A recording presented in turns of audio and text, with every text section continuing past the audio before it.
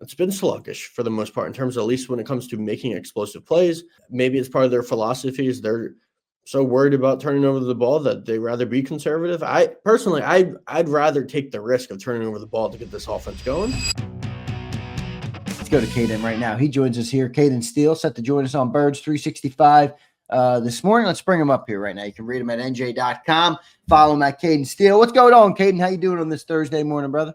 Doing well, doing well. Thanks, guys, for having me. Good to see you, bud. What did you think of that Chiefs team? I was not impressed.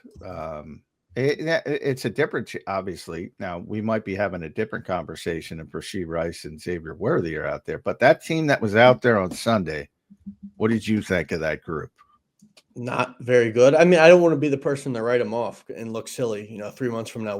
Hey, we got to do. I'm doing it. I'm not. They're not good. They might be good. Yeah. They might be good.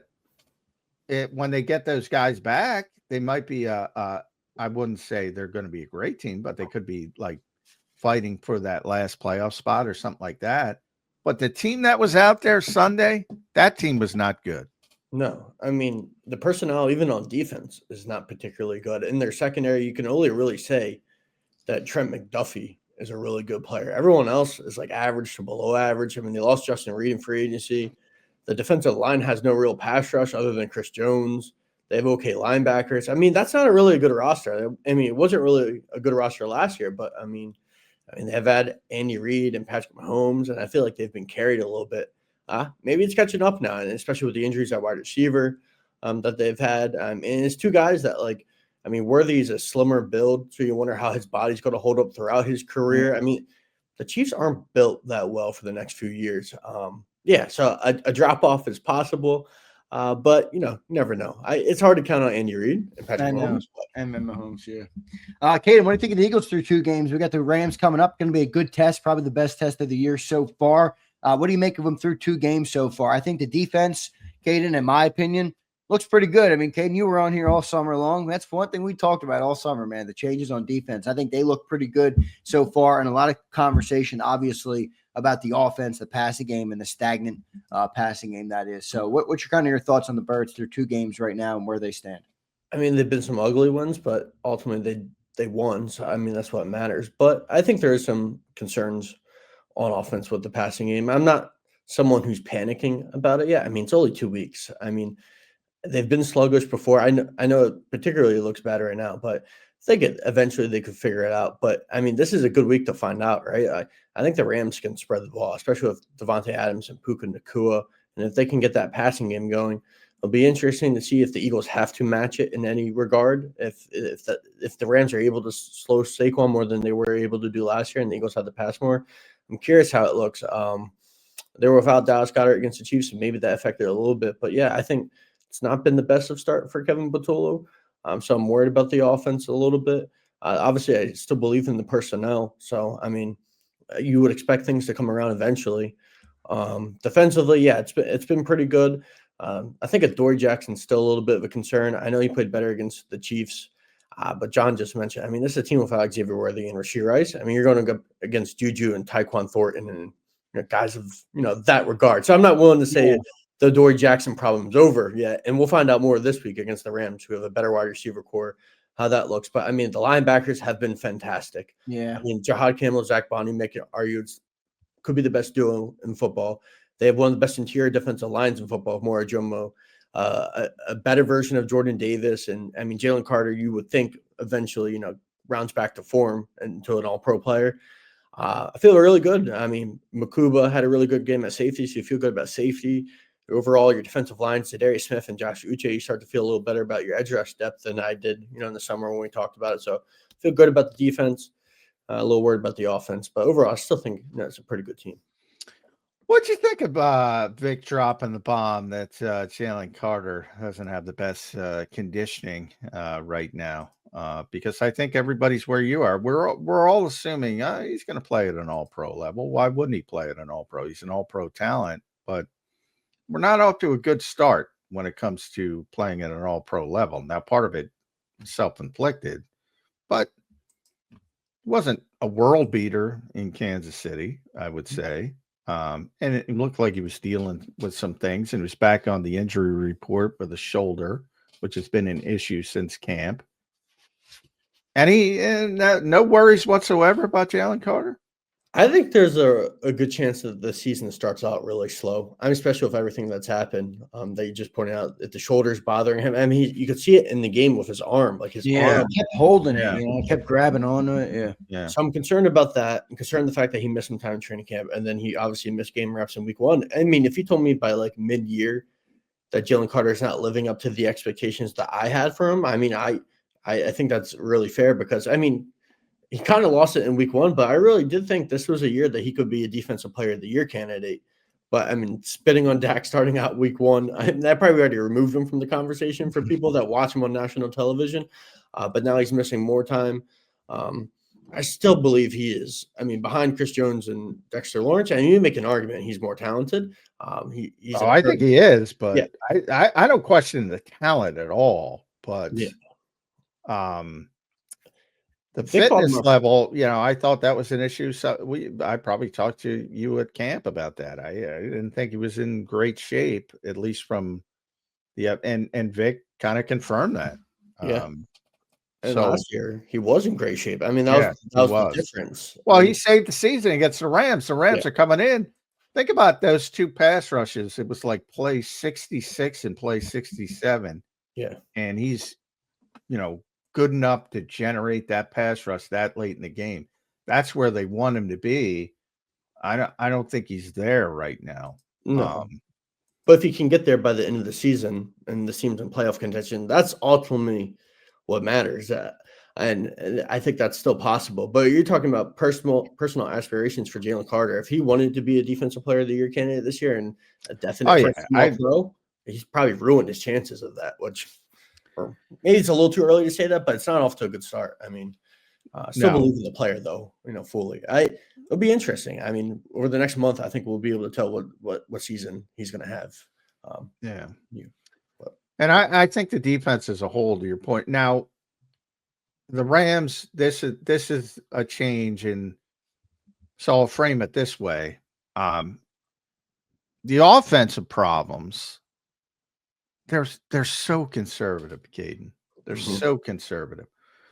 Does the personality of the game fix that? Like if the Rams pass protect and Matthew Stafford has time, they're going to score some points. Even with Vic Fangio, even with this defense that everybody's hyped on, they will score some points. Does that just take care of it? Because you have to get out of your conservative shell. And you have to sort of get into the personality of the game, whether it turns into a shootout or not. It might be 28-22 again, whatever. But you're going to have to do more offensively. Will the personality of the game just help that? I think in some regards, yes. I mean, because you're not going to be able to win a game against the Rams that they're putting up points if you're playing or if you're having the same strategy that you've had the last 2 weeks about just not turning over the ball. I mean, they didn't turn over the ball at the end of last year, and they were pretty overall. I mean, even the offense last year was pretty conservative for the most part, but they were more explosive than they are currently. I think it could fix it. I think it's just more of a concern. I mean, obviously Dan Orlovsky and Chad Johnson and guys like that know more about passing offense than I do because they're former quarterbacks and wide receivers. But the fact that they're pointing out that AJ Brown's running 10 routes of the same route from the same alignment and how predictable this offense is. I'm more concerned. Are they setting everybody up?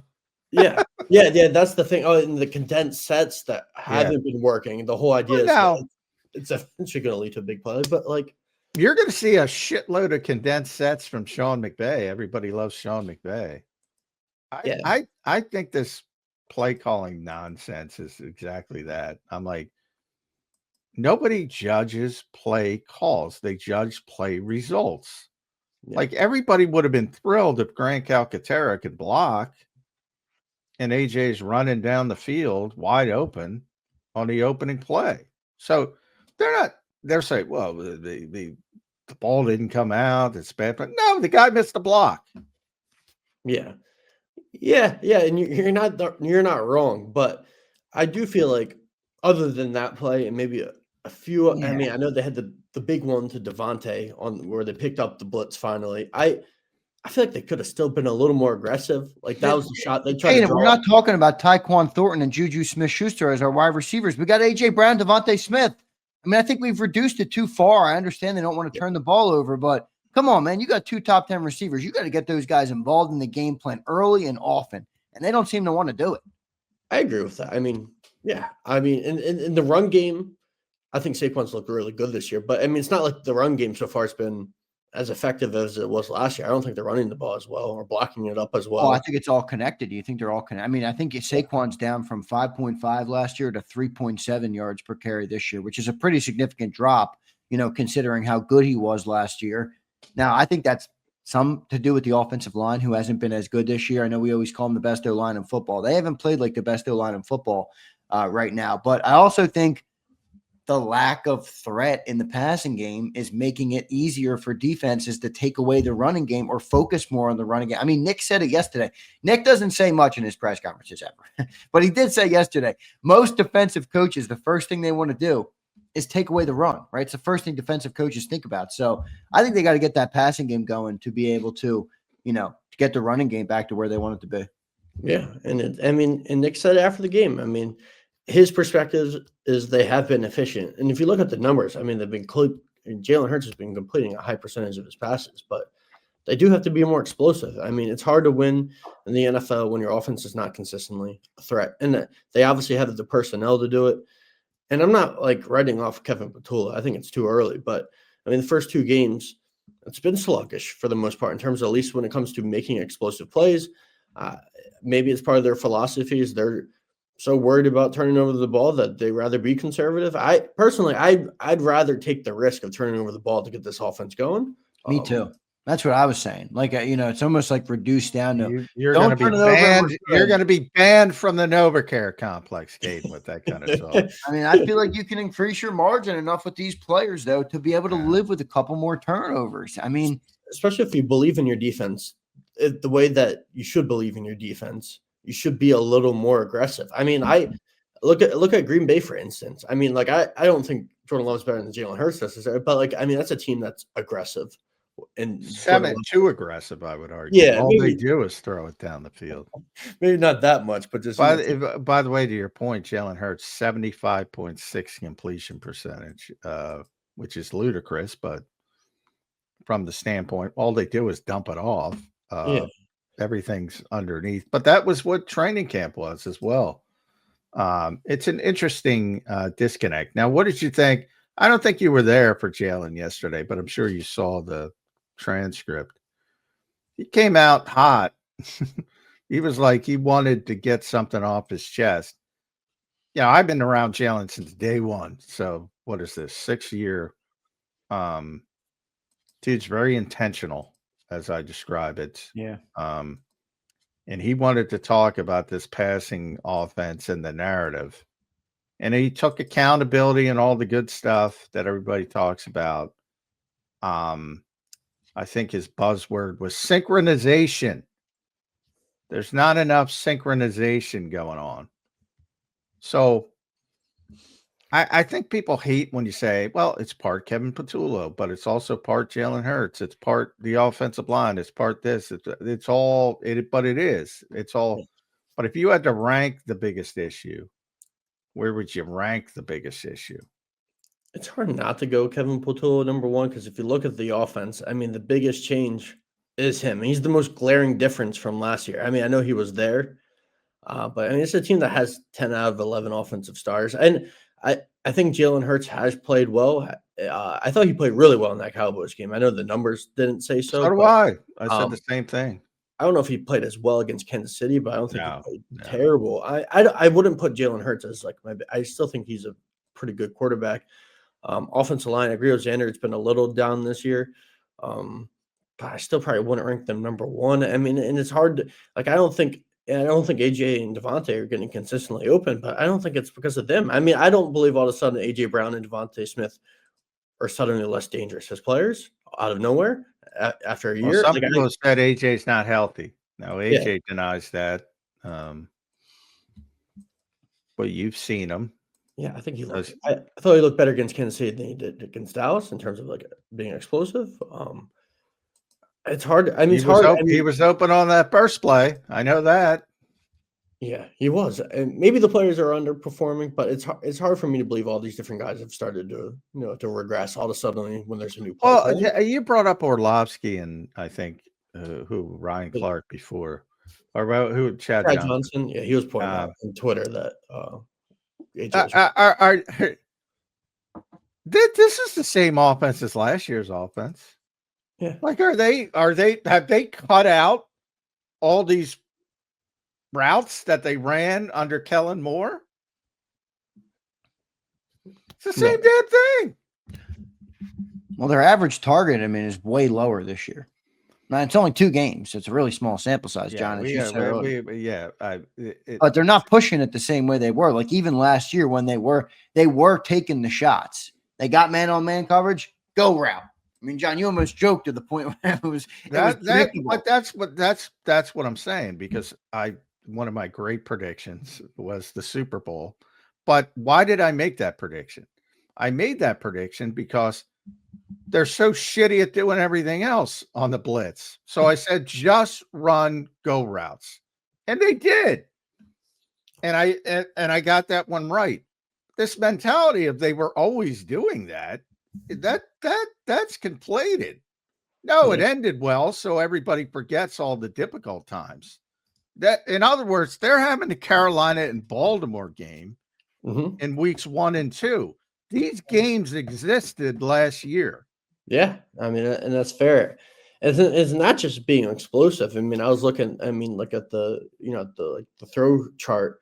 I mean, this is an offense that right now. I mean, this has happened before too, but they're not targeting the middle of the field. I mean, part of that against Kansas City might have been with Goddard being out. I mean, Goddard was valuable in the Dallas one game. they did, but it wasn't anything explosive. It was just a couple. Yeah, it was just. Well, you know what they never throw? They never throw the immediate, intermediate route over the middle. Never, never, never, never.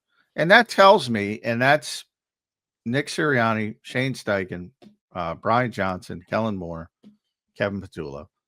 They're building around the quarterback's not comfortable with that throw. They don't throw it. They haven't thrown it. They're not going to throw it. Now you'll see, you'll see the occasional dig route. Shouldn't there be a desire though to develop said quarterback? I mean, I know Jalen's 27, but Tom Brady was getting better at 40 years old. I mean, it's almost like they think he's a I forgot. John, you put up that Brady clip though from last week on Coward, and he's talking about development of quarterbacks. I know Jalen's an established veteran quarterback, but that doesn't mean you should stop trying to get him better. I think he's gotten developed a lot. I think he's gotten. I know, but he can't throw over the middle. Okay, so never throw over the middle. No, he's not comfortable throwing over the middle. So, they've completed dig routes, not a lot. Nothing's out of the order, but somebody brought up, and I wish to give him credit. We've talked about this and more last year with Mekhi Becton, who was just so ridiculously oversized from a height standpoint to play guard. And I remember asking, is that a problem to Jalen? And he said, basically, yeah, it's a thing. He said it's a thing. He didn't say it's a problem. You got a 6'6" guy, a 6'8" guy. Last year with Mekhi, 6'7", 6'8". Landon 6'6". He's not the big 6'5" quarterback that can see over everything. I think that sensibly, and I wish I could give him credit, said that's probably why he has a little bit of a difficult time seeing things over the middle of the field, which I thought was a good thought. Maybe it's as simple as that. You're looking through trees. It's not as comfortable. Yeah. I mean, if you look at someone like Russell Wilson, I mean, he was never the best at throwing over the middle of the field. I mean, kind of very similar skill set to Jalen in the sense that he has a great deep ball, and I mean, that is a huge strength of his game, especially when he was in his prime, and his mobility and his plays to make, the right runs and plays off script. But he was never a guy that, sat in the pocket and was hitting those intermediate throws across the middle consistently. I mean, still not that player, even at this age in his career. And he's a shorter quarterback. I think I could be wrong, but I think Jalen's a little bigger than Ross. But I mean, it's not Yeah, like I think he's Jalen. like 6'1", Jalen. He's not the tallest guy. There's no doubt. I mean, yeah. No, I think they list him at 6'2", but I think he's more of 6'1". I think they're no, they list him at 6'1". So there you go. Yeah, he's not. We're talking about Justin Herbert. He ain't Justin Herbert, who can see over everything. So I think there's something to that. He thought I haven't thought about it as much this year because Makai's gone, but Tyler Steen's 6'5". He was a tackle in college. Yeah, He's not a small guy from a height standpoint either. So maybe it's as simple as that. I just throw that out there, but I don't see the route concept. Look, they're a very simple team. It's a simple offense. I'm not saying it's Sean McVay. I'm not saying they're releasing guys through the B gap. I'm not, they're not, that's not what they do, but I don't think that's changed. I don't think it's scaled back from last season at all as far as the route tree of AJ Brown, Devontae Smith. Do you think it's scaled back? That's sort of the question. I don't know about like the scheme itself. I mean, because you make a valid point. I mean, I think Kellen was a little better at like using motion and like being a little more creative than Kevin. But I mean, this is an offense and Brian Johnson as well, where even at times with Shane, but like they haven't been the most creative offense ever. I mean, I do think just from, and maybe it's just an eye test thing so far. I think they're just playing more conservative for whatever reason that is. I don't know if it's the straight jacket, Cayden. It's back. The straight jacket's back, and it's bigger and stronger than ever before. I'm with you. It looks like they've gone to the next level of trying to be protective of the football. And I'm like, for what? You don't have shitty players. no. Get them involved. I don't understand it. I'm sorry. I really don't understand it. I mean, but I will say, I mean, I'm not defending them for all we've talked about this offense and going back to last year. I mean, it's easy to forget that they struggled last year because they won the Super Bowl. But I mean, there was that point in December where we're talking about whether Jalen Hurts and AJ Brown, do they get along because of the Brandon Graham comment? I mean, this is dating back to like when we thought going into the playoffs last year that the passing offense would be the reason that this team that had Saquon and this great defense would fall short. Ultimately, they overcame that. But it's a reality now that this passing offense, if we're just taking the grand scheme of last year, wasn't very good last year. And they're not very good again this year. And when it comes to being conservative, I mean, the only thing maybe they can think to themselves is with the lack of turnovers. This is just for as the problems they've had on offense in terms of just being creative and being explosive since the beginning of last year. This is a team that hasn't lost with Jalen Hurts since week 4 of last year by playing this conservative, protect the football, run it with Saquon Barkley. I think it's as simple as that, man. The 39-8 over this stretch, 18 of 19, 39 takeaways, 8 giveaways. It's a winning formula. Difference though with last year. I mean, and I get it, it's a way bigger sample size, and now it's hindsight's 2020, so you can look back. But when Saquon, the very few instances where Saquon wasn't dominating last year, they were able to pass. Like they, as much as we talked about it, when they needed it, they did it. They proved it. Okay, we can do it. Doesn't mean they were great every week. There was games they could have been better and probably increased their margin in those games. But why do you think that's not going to happen this year? Well, because Saquon's already been held to 3.7 yards per carry. I mean, he hits 50 yards versus Dallas. If it wasn't what I'm trying to say is they've had these games last year, but you have the knowledge that they also had the other games. But they had these games. Like they were every bit as bad passing the football. And I would argue even worse, probably the low point. Yeah, but Saquon was better in those games, right? Well, not they're the assumption, obviously Saquon had a historic season. But he had games where it wasn't all the Rams. Like against the Rams, he had 500 yards and 4 60-yard touchdowns or whatever it was. But the Carolina game was probably the low point. That's where everybody was talking about it. That was the worst win ever. Leggett drops the ball. You're like, oh my God, we won a game because Leggett dropped a football and they threw for 108 yards and they were under 100 yards net passing. And everybody, that was the passing game. What's wrong? Passing. That was the AJ passing game. And Cayden was there. Jordan Mailata said it. Jalen Hurts said it. Nick Sirianni, everybody said it. Devontae Smith said it. Yeah. These games existed. The difference is you saw Pittsburgh and you saw the playoffs. Even in the playoffs, they had 131 yards passing against Green Bay. And then the next week, they had 128 yards against the Rams. Yeah, but Saquon that's my point though, John. Saquon had good games in those games. So in the first 2 weeks, Saquon hasn't had the best games because they're not, I don't think there's a very versatile offense. Everybody knows all they have to do is take away him. And with Saquon being lessened, they still haven't been able to throw the football. You know? Well, yeah, but they're still, they're still loading the box. That hasn't changed that much. I think, one of the things our special seasons are special seasons. And I've said it from the start that look, even though Saquon, and I think he's looked fine, he's not going to have last season this season. No. It's just not possible. No, I'm not expecting him to. But I'm pointing it out. I think Saquon had 22 for 95 against Atlanta. Like, what do you have in this game? 22 for 88? Yeah.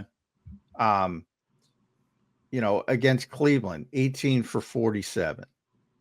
Against Dallas, 14 for 66. Against Pittsburgh, 19 for 65. That was the big passing game. So he wasn't 150 every single week. Yeah, right. But I do think it's fair, and that's part of the problem, and that's why I think the Eagles' offense needs to evolve. You can't count on him having 2,504 yards through the Super Bowl again. I agree. And that part of it is why it needs to evolve. They don't seem hell-bent. I think that's the biggest criticism from me. They don't seem hell-bent on evolving. They seem hell-bent on not turning the football over. Yeah. And if we don't turn the football over, we're going to win. That, to me, is all they think about. Reduce. How much more can we fucking reduce until we're rubble? I don't understand it. I don't think they're going to be rubble, but I get the frustration, but I don't know.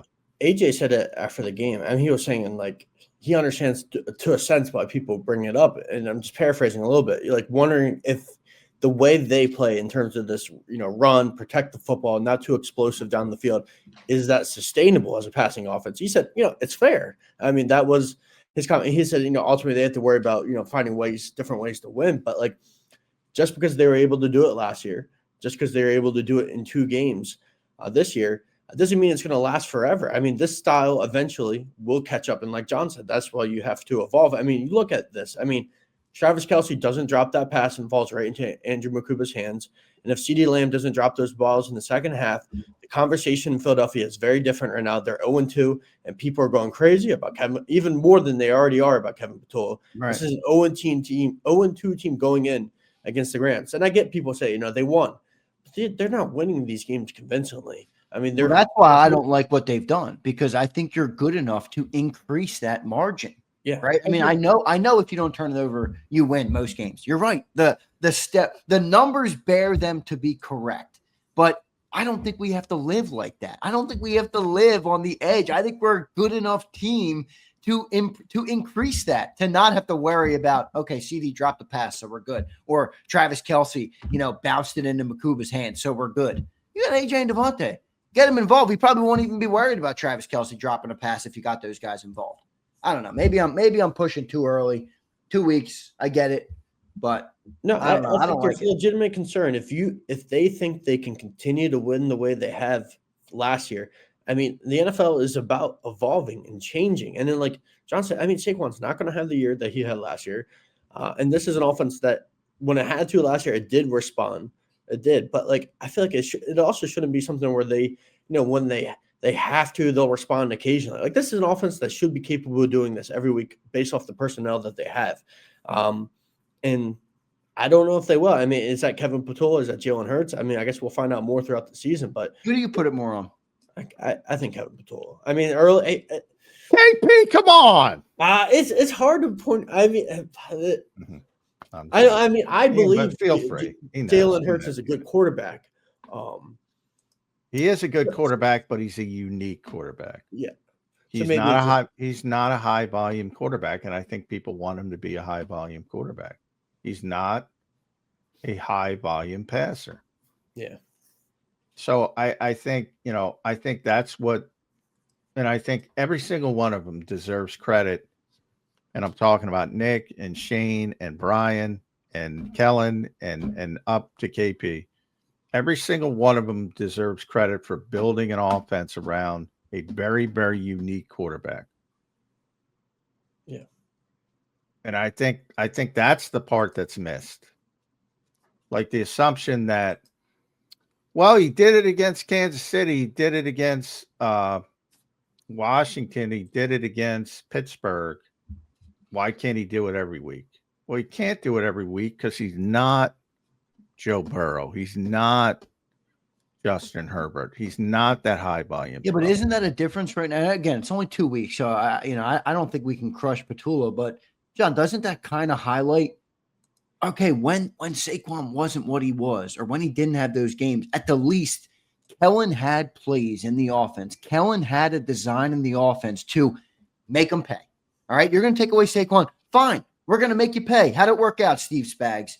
Right now, it doesn't feel like they have that. Now it's too early. I get it. Boy, but I don't want to. I think people overrate Kellen Moore's performance here because they won the Super Bowl and he got a head coaching job. Yeah. What were they ranked last year in passing offense? No, it wasn't pretty. But when they needed it, shit, it was there, and they made him pay. So, yeah, I'm wondering. I mean, like I said, I think Jalen Hurts is a very good quarterback. But if you were talking to me mid-season last year, I mean, it wasn't consistently playing well last year. If we're being honest with ourselves, and I'm wondering, even for me, as as a reporter, am I letting that last memory or two stick in my mind as like the thing that Jalen Hurts is versus the big picture of, since 2023. I mean, 2022, I think he was a lot more prolific as a passer. I mean, he was an all-pro, but I mean, the last 2 years, the passing offense hasn't been consistent with Brian Johnson, even with Kellen Moore at times, now with Kevin Patullo. Am I letting that last memory of what Jalen Hurts, or those occasional memories, clog my memory of the reality of what this passing offense has looked like, for the last 2 years? And maybe I am. Maybe I'm letting that last memory. Well, I do. If you go back to week 4, and I go back to week 4 because that's when the Eagles scaled it back. So if you go back to week 4 and then you have the bye week and then you come out in Cleveland. So you're talking about 1, 2, 3, 4, 5, 6, 7, 8, 9, 10, 11, 12, 13 regular season games. Now he didn't play the last 2. So we'll say, and I won't even count the Washington game because he only played 6 minutes. So we're talking about 1, 2, 3, 4, 5, 6, 7, 8, 9, 10, plus 4 playoffs games, 14. So 14 games, and the Eagles won all 14 of them when obviously Jalen started and finished. So if I ask you guys off the top of your head, how many times did Jalen Hurts throw for 250 yards? Not 300, 250. Give me a number. 2 or 3. Just those 14 games. I'll go 3. 2. The number is 2. By the way, and for all the talk about Washington and Kansas City, 246 against Washington, 221 against Kansas City in the Super Bowl. The Super Bowl was about that defensive front. Washington was about just obliterating them, partially in the run game as well.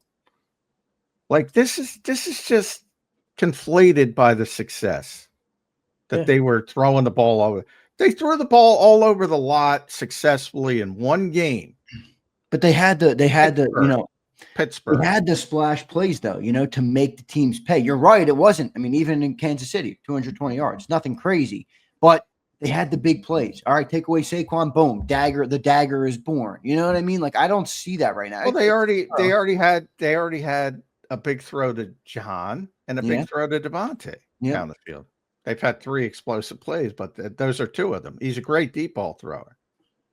Yeah. And even the Devontae, that was more of a, he got hit late. That wasn't a great throw, but, it was 50-50 ball. Devontae came down with it. The Jahan Dotson was a great throw. That was a great throw. And for that reason, I mean, if that is the truth of Jalen Hurts' career, is that he's not good throwing over the middle, and he's not the most traditional prolific passer, but he's great with his legs, so he can make you pay in that guard, and he can hit you deep consistently, and he's got a great deep ball. I mean, I mean, I'm not the offensive coordinator. I'm not going to told. It's not up to me, but like, I'm taking advantage of that as much as possible, and I'm being aggressive, and I'm pushing the envelope because I have a quarterback that has a good deep ball, and I'm embracing that more instead of being conservative still. Like, I think for what. Well, in those first 4 games, the answer is also 2. He threw for 278 against Green Bay. He threw for 311 against New Orleans. And they weren't as successful. So I think that's the Eagles' mindset.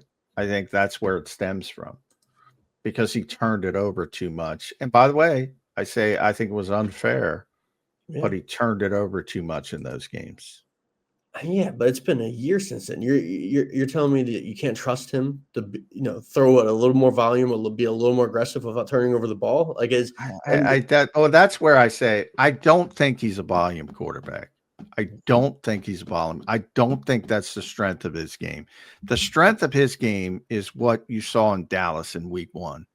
He's relentless. Yeah. As Vic called Matthew Stafford an all-day sucker. Yes, he's an all-day sucker. You got to play him for 60 minutes. You do everything right on 3rd and 8, and he extends the play and he gets a first down. Like, that's backbreaking for a defense. Yeah. And even in the Super Bowl, I mean, Steve Spagnuolo talked about it, I think, after. I mean, some of those runs in the middle of the field where he's picking up is things that you cannot account for. You can have perfect coverage. Yeah. Be disciplined in your rush, and he just breaks you. So, all in all, I think he is a very good quarterback. But to Zander's point earlier, I'm wondering if there's still more to get out of Jalen Hurts. I feel like there's still maybe always hope to improve. Yeah, I mean, to me, it just feels like it's almost like, okay, Jalen is what he is. Like, let's not even like try and build on who he is. Let's not even try and improve some of the things he's weak at. Like, he's 27 years old. If this guy's going to be your quarterback for the next 10 years, I wouldn't be throwing in the towel on evolution. I don't think that's the right way to go about it. Even if you have a Hall of Fame running back, even if you have a Hall of Fame offensive line, I would be building more things into the game to evolve him. He might not ever get to the level that, you're talking about with high volume passers, but I think Jalen Hurts is capable of more than they're asking him to do. I do. I really do. Well, I don't. Everybody's got to improve, and he's continually improved. But from their standpoint, they've decided to scale back on the volume part of it. There's no doubt about that. They can say whatever they want, but their actions speak louder than their words. But I do think people have to start to embrace his uniqueness as a player more than just pick up the game book and look at the black and white stats and say, like Chris Jones, well, you didn't throw for this. Well, who won the game? And, he's a big part of it. He's always a big part of it. Yeah. Yeah. And I think it's hard to forget. I mean, I've already brought it up, but you made the point again, John. I mean, he was credible in that Dallas game. The stats didn't look it. But he was efficient. He made huge plays with his legs. If he could be like that consistently, which I think he can be, it's good. But I mean, I still think there needs to be more explosive plays, and maybe that comes. I mean, obviously Nick brought it up, so obviously they know that. It'll, and I think it is coming. I think the problem is the Baltimore and Carolina games came in week 1 and week 2, so you haven't seen the Pittsburgh games yet. The Pittsburgh game might be coming this weekend. It probably needs to come this weekend if the Rams are able to put up some points. And I think if it doesn't come this weekend and they're sluggish and they lose to the Rams because Matthew Stafford, let's say throws for 290 yards, 300 yards, and it's a high-scoring game, the Eagles can't keep keep up because they can't figure out the passing game, then I think, next week's conversation is a little more worrisome than it is right now. Fair Cayden, point. Yeah. Yeah. Cayden, good stuff, brother. Sorry we kept you long, brother. Week 3 game, Eagles Rams. Got to give me a pick. Who's your pick, brother? I think they lose this weekend. Whoa. Look, this is a difficult schedule, and I get it. I mean, they're going to have to lose some games eventually. They play Rams twice. And I'm not a big believer. I mean, beat a team twice doesn't mean you'll lose them the third time. I just think because of the passing offense, I'm not convinced it's going to get going this week. And then, I mean, this is a Rams team that swapped out Devontae Adams for Cooper Kupp, and Cooper Kupp was a great player. I think that's a significant upgrade. I think this is a better Rams offense than they face. They're starting to get more out of not only out of Kyren Williams, but also more out of Blake. Well, you got to wait for Kyren Williams to hold on to the damn football. That's his problem. That is a fair point. And then you got a defensive line that was already really good, but you got Byron Young ascending into a really good player. Jared Verse is really good. Yep. We're talking about an Eagles offensive line that hasn't played as well this season. I still think by the end of the year they'll be pretty good, but it hasn't been great through 2 weeks. And you got a deep defensive line. They added Josiah Stewart. I mean, I think if they can get some pressure on Hurts, I still have questions about the secondary. Obviously, it looks like Emmanuel Forbes might start. So this is not like you better get AJ involved. Yeah, better get AJ involved. But I'm gonna. There wasn't a week before. Holy moly!